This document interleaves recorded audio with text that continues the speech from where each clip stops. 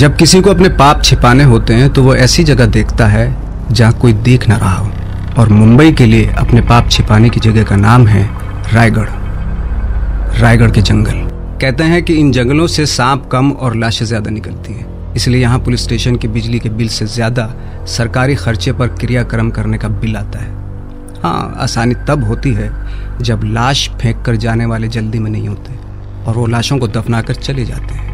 मुंबई जैसे बिजी शहर में कोई इतना टाइम निकाल ले, वो भी जिंदा नहीं मुर्दा आदमी के लिए बड़ी बात है। खैर, मेरा नाम है नवाजुद्दीन सिद्दीकी और मैं आपको सुना रहा हूँ रियल इवेंट्स पर बेस्ड एक मर्डर केस। अब मर्डर केस है तो इस बात की कोई गारंटी नहीं कि इससे किसी की भावनाओं को ठेस नहीं पहुंचेगी, और अगर एक लड़की के मर्डर की कहानी सुनकर भी भावनाओं को ठेस ना पहुंचे तो चेक कर लीजिए कहीं आपकी भावनाओं का मर्डर तो नहीं हो गया। 28 अगस्त 2015 मुंबई के खार पुलिस स्टेशन की एक टीम ऑलमोस्ट 70 किलोमीटर का सफर तय करके पहुंचती है रायगढ़ के एक गांव में। यहाँ बारिश पुलिस से पहले 2-3 बार आ चुकी थी। रास्ते कच्चे और कीचड़ से भरे थे, लेकिन फिर भी हवलदार ने अपनी बाइक को संभालते हुए अपनी घड़ी में टाइम देखा तो सुबह के 4 बजे हुए थे। हवा में ठंडक थी।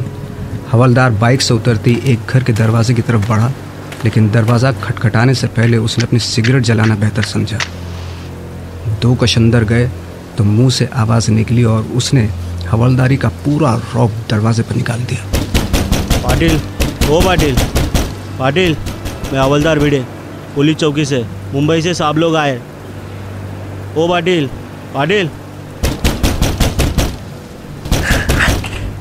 अरे बेड़े साहब, क्या हुआ? हाँ, अरे पूरा गांव उठा दोगे क्या? हाँ, यह है पाटिल, दिनेश पाटिल। कोई अगर पूछे कि जंगल में मोर नाचा किसने देखा तो पुलिस कहती है पाटिल ने देखा होगा। इसलिए इन्हें सारा गांव पुलिस पाटिल के नाम से जानता है, जिसका मतलब है अ फ्रेंड ऑफ पुलिस, पुलिस का दोस्त, जिसका काम है गांव में हो रही घटनाओं पर नजर रखना। कोई गड़बड़ या किसी अपराध की भनक भी लगे तो पुलिस को तुरंत कॉल कर देना, यानी पुलिस का अपना स्लीपर सेल। लेकिन 3 साल पहले पाटिल एक लोडिंग रिक्शा भी चलाया करता था, और एक रोज जब पाटिल किसी का सामान छोड़कर वापस अपने गांव आ रहा था तो उसने देखा कि एक पेड़ गिरा हुआ है, जिसकी झाड़ियों से कच्ची सड़क का एक हिस्सा ब्लॉक हो गया है। उसने उतरकर पेड़ के उस हिस्से को सड़क से हटा दिया, लेकिन जैसे ही वो वापस रिक्शा में बैठने लगा उसे एक तेज बदबू आई। उसे लगा कि आम के पेड़ों से आम गिरकर सड़ रहे हैं, तो क्यों ना घर के लिए कुछ आम ही उठा ले जाएं। उसने रिक्शा से एक झोला निकाला और आम के पेड़ों की तरफ बढ़ गया। आम उठाते उसने देखा कि ये बदबू सड़े हुए आमों से तो नहीं आ रही है, फिर ये बदबू कहाँ से आ रही है। उसके दिमाग में दूसरा ख्याल किसी जानवर के मर जाने का आया। वो अंदाजा लगाते हुए उस बदबू की तरफ बढ़ने लगा। जैसे जैसे वो पास जाता जा रहा था, बदबू तेज होती जा रही थी। उसने देखा कि एक आम के पेड़ के करीब जमीन की मिट्टी पलटी हुई है, जैसे किसी ने कुछ खोदा हो, कुछ गाड़ा हो। अब उसे अपनी नाक और मुंह को कपड़े से ढकना पड़ा। उसने एक लकड़ी उठाकर मिट्टी को हटाना शुरू किया और तभी मिट्टी से एक इंसान का अधजला हाथ बाहर निकल आया। अगर आदमी लाश की बदबू सूंघने के बाद उस लाश को देख भी ले तो सबसे पहले उल्टी कर देता है। पाटिल ने भी वही किया। वो भागता हुआ अपनी रिक्शा के पास पहुंचा और खुद थोड़ा संभल कर पुलिस चौकी को कॉल किया, जो वहां से कुछ ही किलोमीटर दूर थी। लाश मिलने की खबर सुनकर पुलिस एक फॉरेंसिक टीम के साथ वहां पहुंची और लाश के कुछ हिस्से लेकर वापस चौकी आ गई। पुलिस ने बॉडी मिलने की तो डायरी एंट्री की थी, लेकिन उसके बाद लाश को वहां से निकालने, उसकी शिनाख्त करने, पोस्टमार्टम करने, एफआईआर फाइल करने जैसे सभी जरूरी काम छोड़ दिए, क्योंकि रायगढ़ के जंगलों से लाश मिलना उतना ही कॉमन था जितना आम के पेड़ों से मई के महीने में आम का गिरना। यही सब सोचता हुआ पाटिल कांस्टेबल भिड़े के साथ चौकी आ गया। सुबह के 4:40 हो चुके थे। मुंबई के खार पुलिस स्टेशन की एक टीम उनका इंतजार कर रही थी। वैसे तो हवलदार भिड़े पाटिल को बुलाने की वजह बता ही चुका था, लेकिन पाटिल अभी भी मुंबई से आए साहब के आदेश का इंतजार कर रहा था। 3 साल पहले 2012 की मई में तूने पेन पुलिस थाने को एक बॉडी के बारे में बताया था। चल दोबारा दिखा, किधर दफन है वो बॉडी? किसी को सुबह 4 बजे उठाकर उससे 3 साल पहले दफन की गई बॉडी को दोबारा ढूंढने को कहना, वो भी घने जंगल में। इसलिए कहते हैं ना कि पुलिस की दुश्मनी अच्छी, न पुलिस की दोस्ती। सुबह के 6 बजे सर्च ऑपरेशन शुरू किया जा चुका था। 3 साल पहले जंगल में मिली एक बॉडी की एग्जैक्ट लोकेशन पता लगाना। मुंबई की पूरी पुलिस टीम पाटिल का मुंह देख रही थी और पाटिल जमीन से ज्यादा आसमान ताक रहा था। और फिर वही हुआ जिसका डर था। तेज बारिश ने पाटिल के काम को और मुश्किल बना दिया। इन 3 सालों में जंगल जैसे पूरी करवट ले चुका था।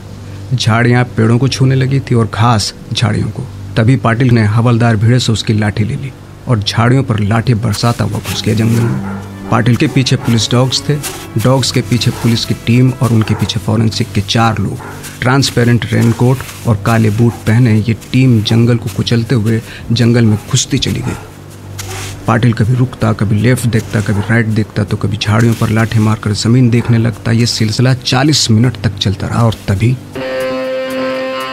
सर यहाँ हो सकती है बॉडी बघा, म्हणजे ये आम के पेड़ के पास, ये मेरे को याद है। हाँ, सीनियर ऑफिसर ने साथ चल रहे गांव के ही 2 लड़कों को वहां खोदने का इशारा किया और उन्होंने खोदना शुरू कर दिया। जमीन गीली थी, इसलिए 10 मिनट में ही पता चल गया कि वहां कोई बॉडी दफन नहीं है।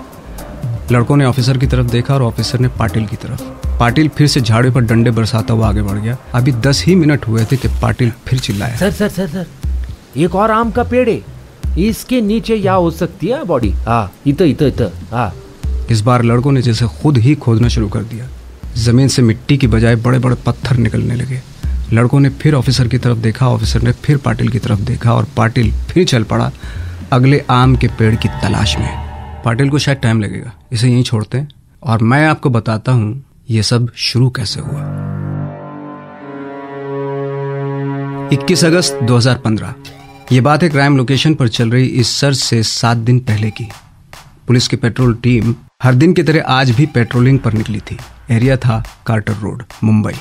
पुलिस की पेट्रोलिंग व्हीकल को आता देख सड़क के साइड पर चल रहा घनश्याम फुटपाथ पर चलने लगा। जैसे जैसे पेट्रोलिंग व्हीकल घनश्याम के पास आता जा रहा था, घनश्याम की रफ्तार भी बढ़ती जा रही थी। शाम को टहलने के लिए निकले लोगों के बीच तेजी से चलता घनश्याम पुलिस की आंखों में आ गया। लेकिन सिर्फ तेज चलने के लिए किसी पे तो शक नहीं किया जा सकता। तभी घनश्याम ने अपने कमर के पास शर्ट के अंदर किसी चीज को एडजस्ट किया। अब पुलिस को पहली बार घनश्याम पर शक हुआ। पुलिस ने तभी अपनी गाड़ी साइड में पार्क कर दी, सिर्फ ये दिखाने के लिए कि उसे घनश्याम पर कोई शक नहीं है। तेजी से चल रहे घनश्याम ने अब दूसरी बार अपनी कमर के पास शर्ट के अंदर किसी चीज को एडजस्ट करने की कोशिश की। तभी पेट्रोलिंग टीम के 2 कांस्टेबल उतरे और घनश्याम के पीछे पैदल चल पड़े। घनश्याम कुछ समझ पाता उससे पहले एक कांस्टेबल ने उसके दोनों हाथों को आगे से पकड़ा और दूसरे ने शर्ट के साथ ही उस चीज को घनश्याम के बदन से खींच लिया। पुलिस ने शर्ट को हटाया तो देखा कि वो एक कंट्री मेड पिस्टल थी, जिसे आमतौर पर देसी कट्टा भी कहा जा सकता है। इससे पहले कि पब्लिक प्लेस पे कोई पैनिक सिचुएशन क्रिएट होती, पुलिस घनश्याम को अपनी गाड़ी में बैठा चुकी थी। घनश्याम लगातार माफ कर दो साहब की रट लगाया जा रहा था। उसके बिहेवियर और पकड़े जाने का रिएक्शन देखकर मुंबई पुलिस ने अंदाजा लगा लिया था कि वो यहाँ किसी क्राइम को अंजाम देने के मकसद से तो नहीं आया था। पुलिस उसे वहां से खार पुलिस स्टेशन ले गई और अब सवाल ये था कि जब कोई क्राइम करने का इरादा था ही नहीं तो पिस्तौल लेकर पब्लिक प्लेस पे घूमने का क्या मतलब। शुरुआती घूंसे लात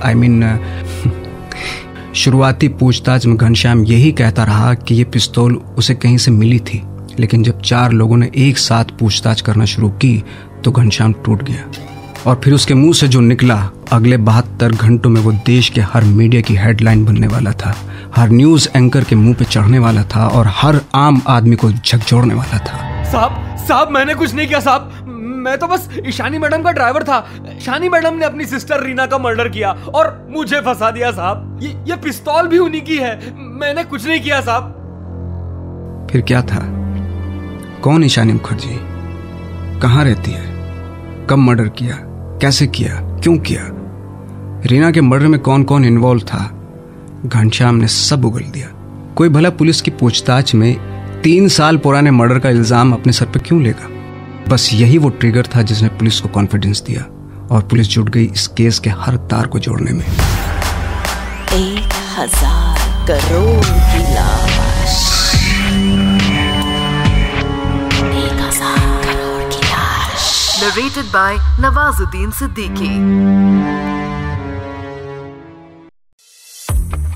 सुनिए हॉरर, रोमांस, मोटिवेशनल, डिवोशनल और थ्रिलर स्टोरीज ओनली ऑन गाना। Download the app now.